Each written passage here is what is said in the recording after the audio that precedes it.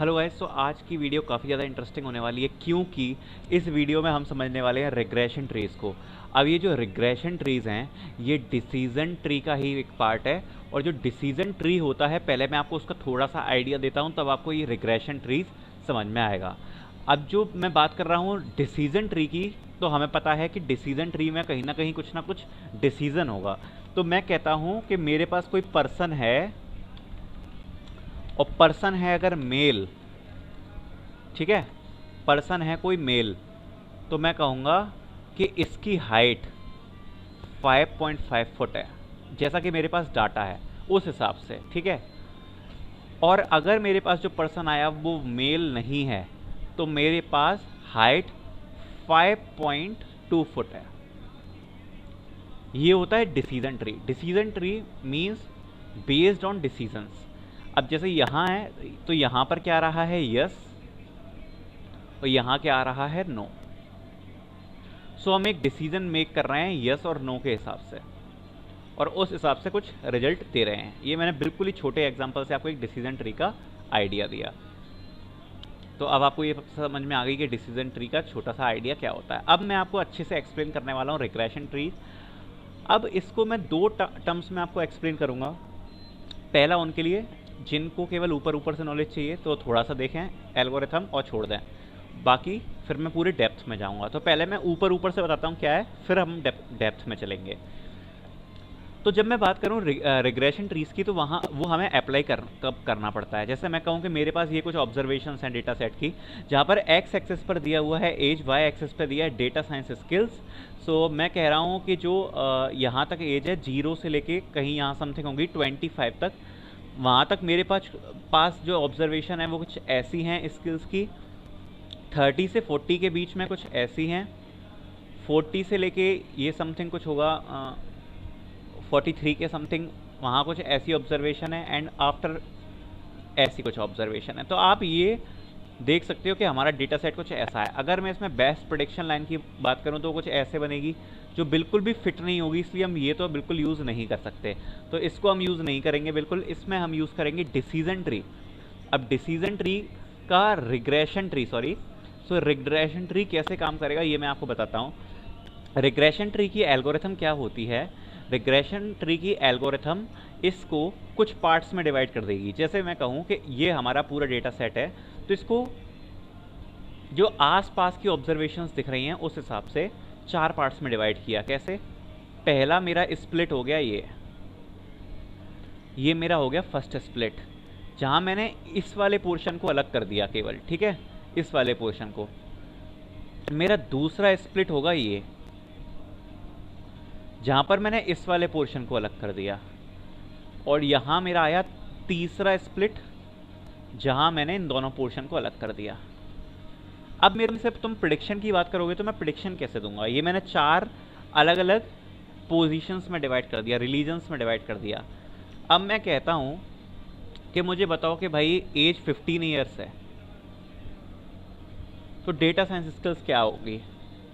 तो मैं क्या करूँगा कि 15 ईयर्स मैंने चेक किया कि कहीं यहाँ लाया करेगी, तो जितनी भी ऑब्जर्वेशन मेरे पॉइंट्स हैं इन सब का एवरेज, सपोज इन सब का एवरेज आया मेरे पास 25%, तो मैं कहूँगा कि भाई जिसकी एज 15 ईयर्स है उसकी डेटा साइंस स्किल्स 25% है, ठीक है।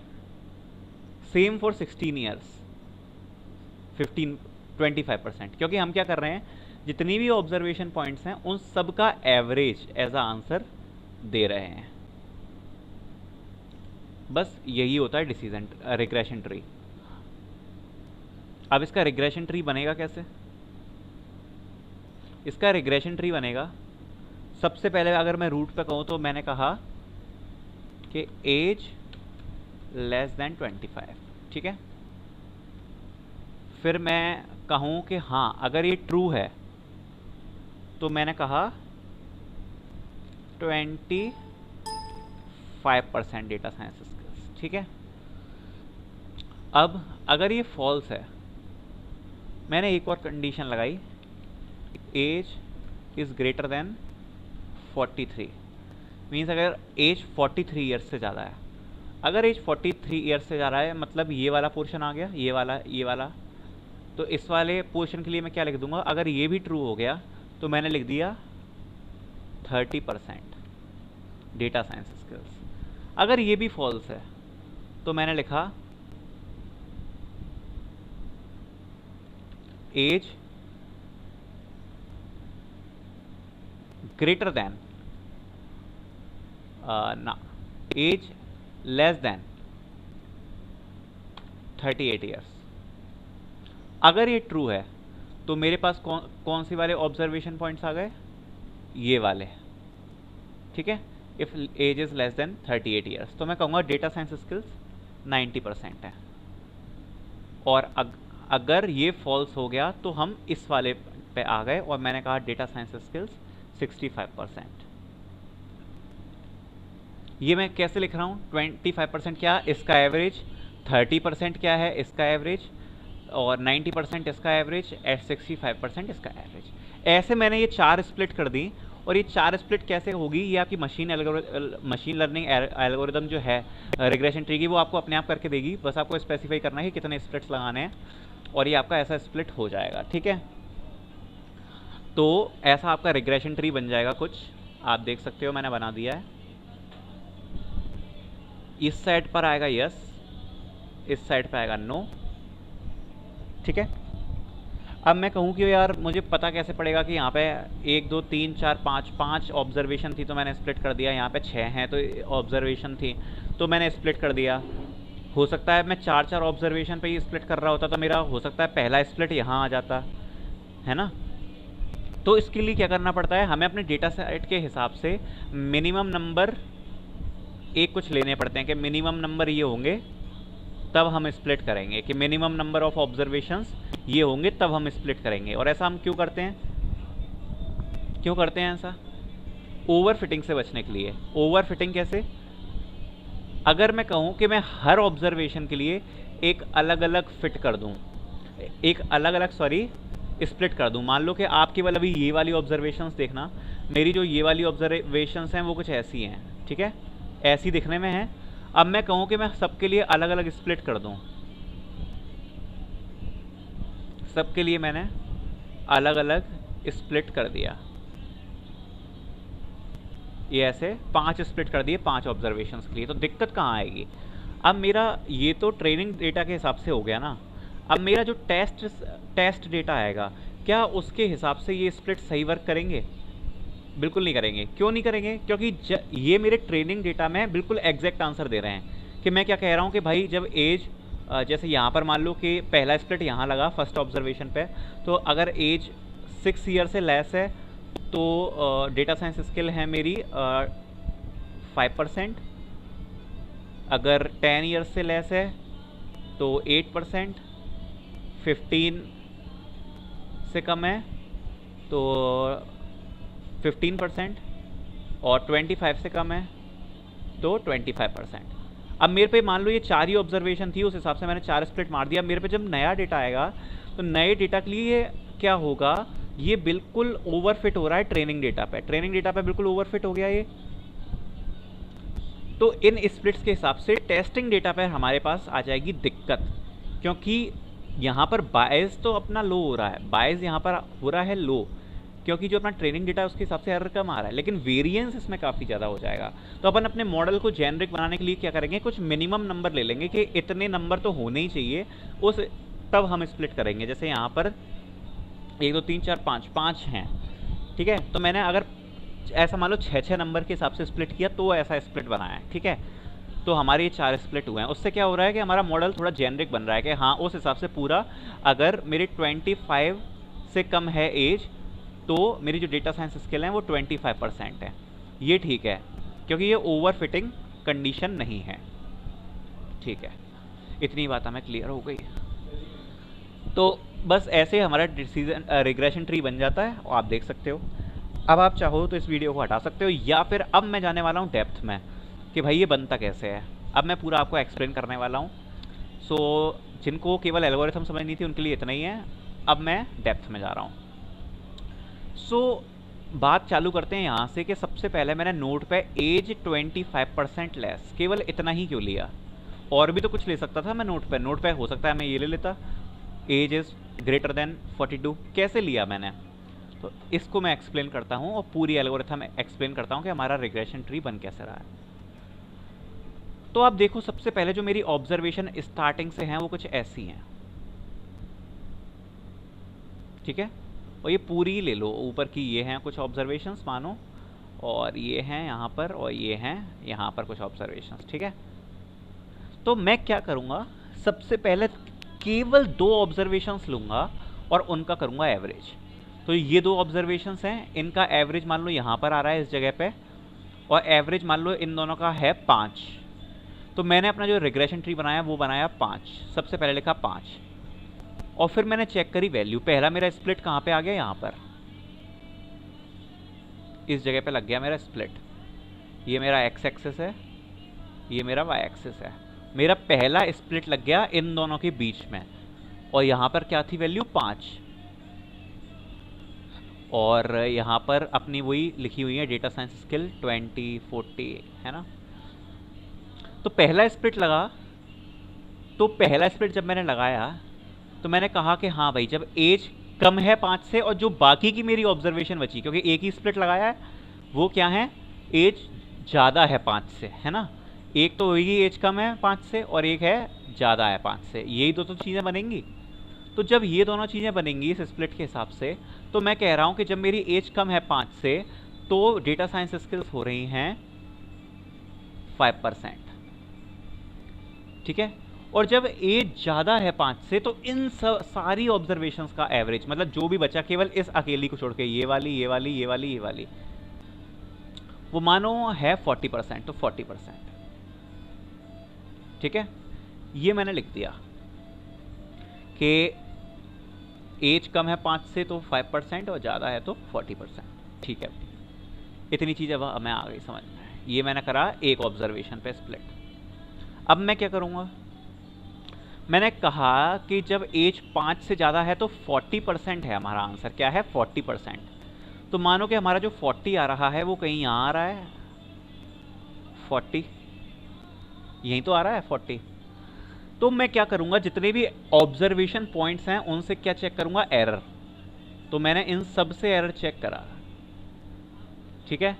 और एरर का क्या करा, स्क्वायर कर दिया। इन सारी ऑब्जर्वेशन पॉइंट से एरर चेक करके एरर का क्या कर दिया, स्क्वायर। अब मान लो कि मैंने एरर का स्क्वायर कर दिया, और मेरा टोटल एरर मान लो आ गया कुछ, मेरा एरर आ गया मान लो 120, है ना? 120 आ गया, ठीक है? कब आया ये एरर? जब मैंने केवल एक स्प्लिट किया, यहाँ पर इस जगह पे स्प्लिट मैंने किया था, तो एक ऑब्जर्वेशन पॉइंट इधर, एक इधर, ठीक है भाई? इससे हमने नोट कर लिया 120। अब मैं क्या करूँगा, अब मैं अगली 2 ऑब्जर्वेशंस के लिए स्प्लिट करूँगा, ठीक है? अगली 2 ऑब्जर्वेशंस मेरी कौन कौन सी हैं, ये इनके लिए मैंने स्प्लिट किया। अब मैंने कहा जब एज है मेरी, ये मान लो 10 पे आ गया हमारा स्प्लिट, कितने पे आ गया, 10 पे। मैंने कहा जब 10 से लेस है तो डेटा साइंस स्किल है 10%। अदरवाइज मैंने क्या किया, जितनी भी बाकी डेटा पॉइंट्स बचे हैं उन सब का क्या करा, एवरेज निकाला, जो पहले किया था सेम स्टेप रिपीट। मान लो ये आ गया 38%, सॉरी 42% आ गया एवरेज, है ना? सबका एवरेज कितना आ गया, 42। तो 42 आ गया, तो मान लो 42 यहाँ था, तो यहाँ से मैंने लाइन खींची, और अब मैं क्या करूँगा, लाइन खींचने के बाद सबके एरर देखूंगा, वही सेम स्टेप रिपीट, सारे ऑब्जर्वेशन पॉइंट से एरर देखूंगा। मैंने एरर नोट किया, एरर मान लो कितना आया, 115। अब मैं क्या करने वाला हूं, बस यही स्टेप्स रिपीट करते जाने वाला हूं। मैं सारे 2-2 पॉइंट्स के लिए क्या करूंगा, मैं सारे 2-2 पॉइंट्स के लिए स्प्लिट कर कर एरर चेक करने वाला हूं, ठीक है? तो जब मैंने सारे 2-2 पॉइंट्स को स्प्लिट करके एरर चेक किया, तो मैंने देखा कि जो सबसे कम एरर आ रहा था, मान लो एरर आ रहा था 80, जो सबसे कम एरर आ रहा था वो आ रहा था जब हमारी एज थी 25। जब हमारी एज थी 25 तब सबसे ज़्यादा लेस एरर आ रहा था।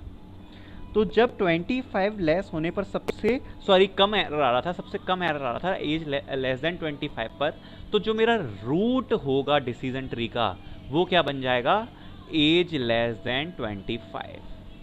Pretty and simple. अब आया समझ कैसे मैंने रूट बनाया? तो मैं कह रहा हूं एज लेस देन 25। अगर ये ट्रू होता है तो ट्रू होने पर हमारा आंसर आ जाएगा एवरेज 20% ऑफ स्किल्स।